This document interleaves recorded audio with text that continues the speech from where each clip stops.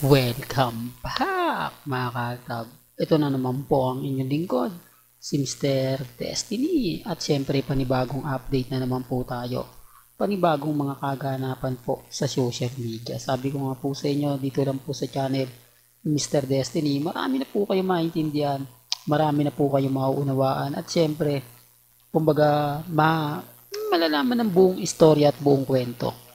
Hindi po ba? Kaya nga po natutuwa ako sa mga nangyayari ngayon, nagaganap sa Instagram, sa Twitter, sa Facebook. Pabor na pabor nga po ito kay Alden Richards at siyempre kay Maine Polkerson.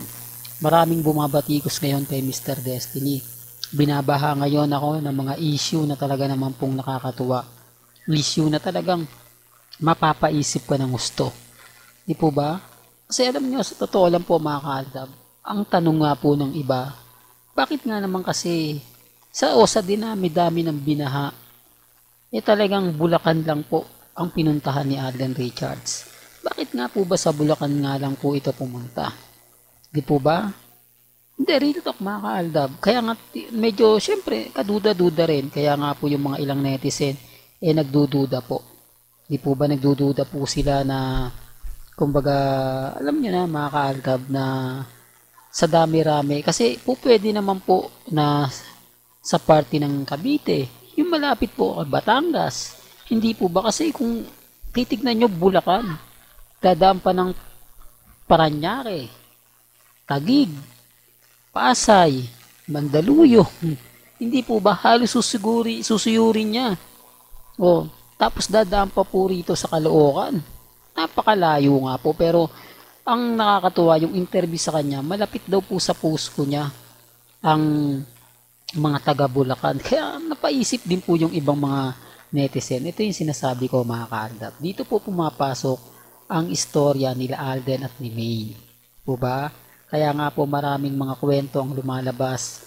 Maraming mga kumbaga sinasabi na talagang pumapabor para po sa atin. Umaayon para po sa atin. Kaya nga sabi ko sa inyo ako, napakarami pong update. Napakarami pong ganap. Napakarami mga bagay-bagay na talagang nakakatuwa at nakakataba naman po talaga ng puso. Di po ba? Real talk mga kaldab, kaya nga po ako tuloy-tuloy pa rin po sa pagbibigay ng update. At siyempre masaya po ako dahil nga po sa mga nangyayari. Dahil tayo naman po talaga yung pinakikilig ng gusto ni na Alden Richards at ni Mengay. Di po ba? O wala po sila mabasag sa atin. Hindi nila pwedeng sabihin na, naku, fake news yan si Mr. Destiny. Hindi, kasi, gaya nga po ng sinabi ko mga kaaldab, tayo yung panalo eh. Tayo yung wagi. Tayo yung, kumbaga, kumukuha ng mga atensyon na talagang nakakatuwa at nakakataba ng puso. No, sa mga issue na binabato nila, sa mga issue na kumakalat, sa Instagram, sa Twitter, sa Facebook, lahat po yan umaayon sa atin. Lahat po yan masasabi mong panalong panalo po. Hindi po ba? Bagamat maraming mga senaryo at mga kwento na kumbaga lumalabas, lalo na nga po sa social media, yung sinasabi ng iba na hindi si Mr. Destiny, fake news yan. Hindi niya po pwedeng sabihin yan. Hindi nila po pwedeng ipaliwanag yan. Hindi nila pwedeng sabihin o ikumpara yung mga issue, lalong-lalo na nga po pagdating kay Alden at kay Maine. Kaya nga po ako natutuwa rin eh. Natutuwa dahil ramdam mo yung presensya ng Aldab Nation. Yung presensya ni na Alden Richards at ni Maine Polkerson. Kaya nga relax lang po kayo mga mamis, mga titas kasi hanggat na andito po at nananatili pong matatag at kampante si Mr. Destiny, patuloy po tayong magbibigay ng update. Patuloy po tayong makikipaglaban. Patuloy po tayong kumbaga makiki-update sa mga nangyayari ngayon. At siyempre, sabi ko nga po sa inyo, tuon sa issue po sa bahay, meron po yan mga kaaldab. Meron yan, real talk yun. Wag po kayong kumbaga mag-react, magulat na sinasabing ganyan. Hindi po.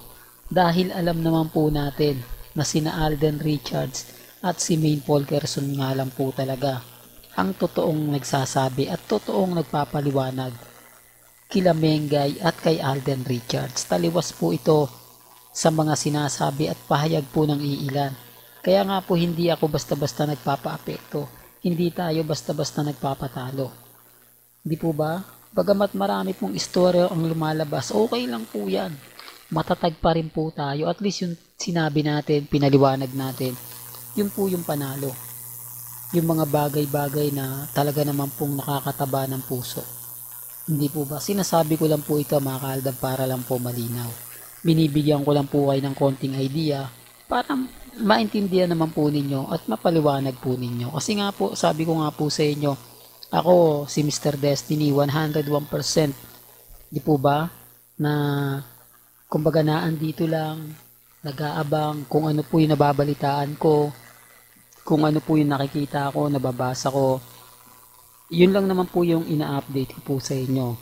Kaya nga sabi ko sa inyo, si Mama Ten, masayang masaya. Sina Alden Richard at siyempre si Maine Polkerson. Katulad po ngayon, maingay tayo. Oh, balik ko lang po alam ko maraming magre-react nito. Yung yung anniversary ko no, yung kasal serie anniversary ko no. Pinantapat sa Aldab. Nag-click ba? Pasensya na po kayo, baka sabihin nyo pinopromote ko. Gusto ko lang pong ipabatid sa inyo na yan po yung pinambasag nila. Yan po kasi yung pinang-comment sa akin, pinagpo-post, na hindi nga po nagawang i-post ni Congressman Arjo. Hindi, real talk mga kaaldab. Ni hindi nga po magawang i-post ni Mengay. Pambasag po para sa amin. Pambasag po para po sa Aldab Nation. Oh, hindi po ba? Kaya nga sabi ko sa inyo, pansinin nyo at tignan po ninyo.